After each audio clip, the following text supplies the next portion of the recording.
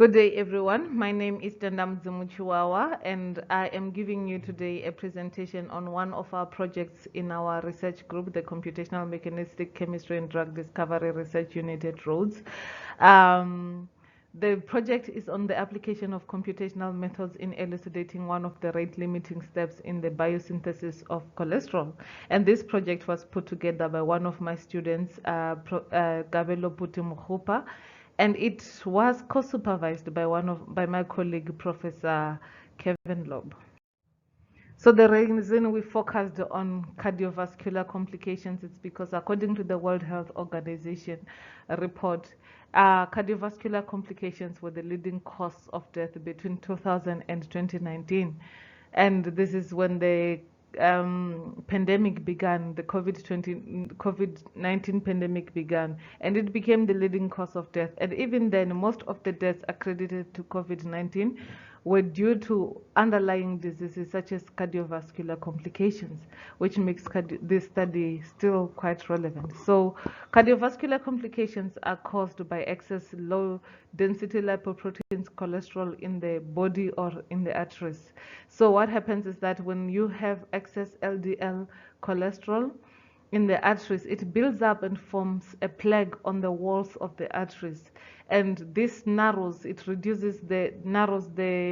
vessels, the arteries, which reduces the blood flow to the heart. The reduction of blood flow leads to cardiovascular diseases and heart attack, stroke, or even in some cases death.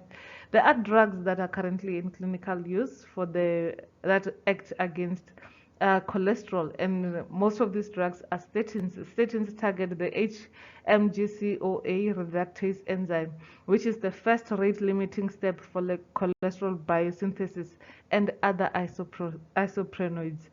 These statins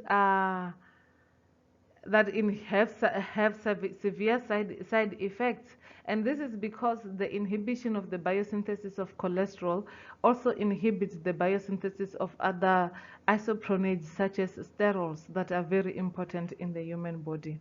So the aim of this project is to target another enzyme in the biosynthesis of cholesterol, which will not affect the synthesis of the other isoprenoids such as sterols that are important for the body, and therefore reducing the side effects. The aim is to find molecules that have the potential to lower cholesterol through the inhibition of squalene monoxygenase using computational approaches.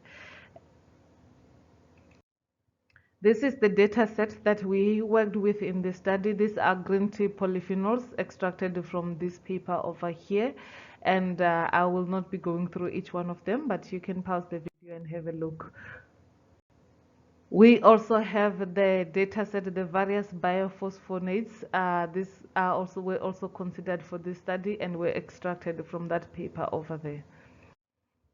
So the computational methods used in this study included pharmacophore modeling, and these are the details. You can pause and go through them if you need to, but we did pharmacophore modeling, 3D QSAR, ADMET calculations. These calculations were done on Schrödinger.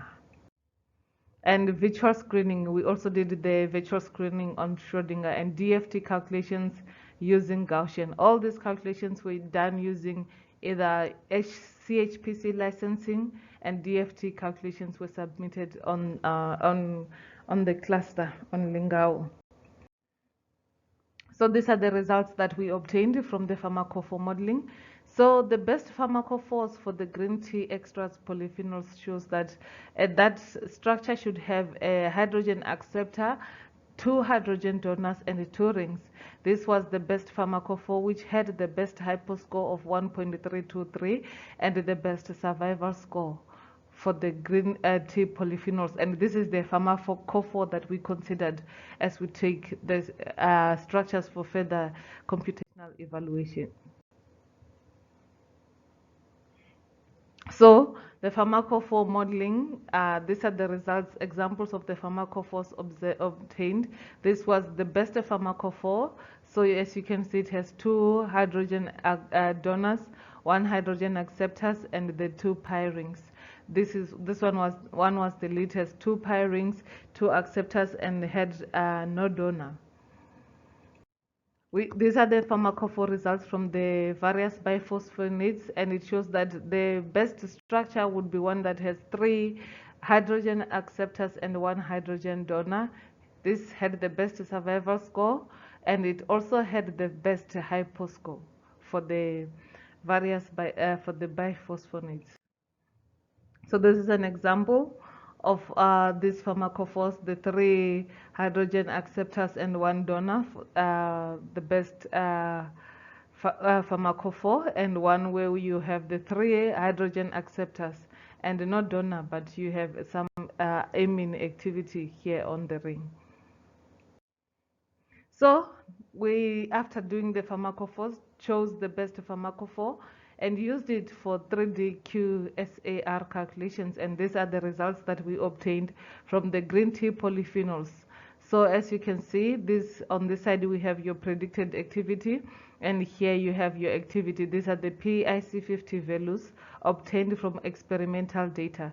There is a clear linear correlation relationship here. We have your R squared at 0.86, and we also had the RMSE between 0.2 and 0.5, which shows that we can use this model,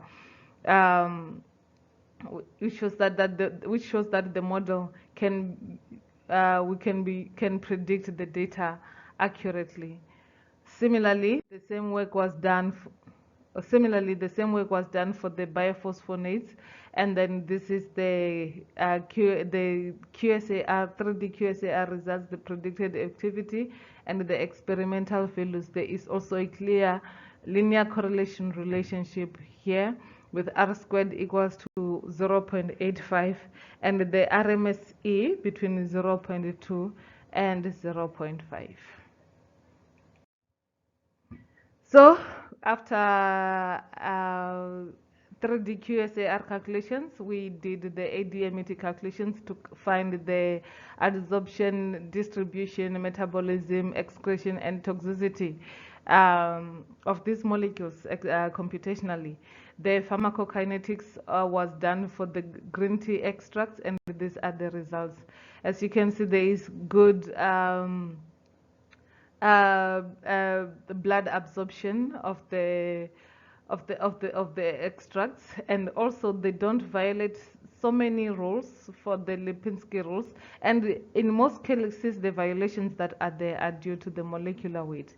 But anyway, the rule of 5 states that if you should have a less than 3 violations. So here we are still obeying the rule. So you also have the ADMET results for the biophosphonates. These were also showing very good results for blood permeability, and in terms of the rule of 5, these ones violated none of Lipinski rules except those 2 that violated only 1. So after that, we did the high throughput virtual screening. So to do that, we needed to find an active site. So we did the site mapping with Schrödinger, and site 2 was indicated by Schrödinger as the possible active site. It had the best results. We did virtual screening on those proteins, and as you can see, the binding affinities, we really did get some good binding affinities on the 2 crystal structures where the structures bound. Where we have dashes, obviously it's where the structures didn't our structures did not bind to the protein. But where we did, we had very good binding affinity, even better than the native ligand, which is above -15 over there.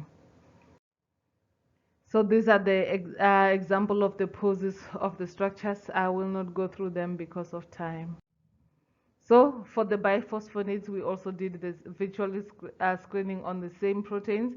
Then that's when we realized that the other structures had, the green tea extracts had better binding affinity because we were getting close to -15. And if you see here, the native ligand has far much better binding affinity than our structure. From there, we did the DFT calculations, and these are the results from the DFT calculations. You can just browse through. I won't go through them because of time, as well the molecular orbitals and the homolunar energy gap over there. And we also have the intramolecular the molecular electrostatic interactions. And in conclusion, in conclusion, without going through all this because of time, I can just say that what we have found is that the green tea extracts had the best binding affinities towards our squalene monoxygenase.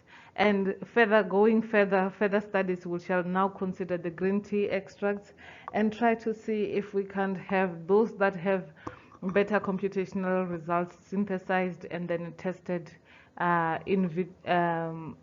tested experimentally to see if there is any potential of new drug development there. So thank you very much for your time. And we would like to acknowledge the following written over there, in particular the NRF, CHPC, and Rhodes University for everything. Thank you.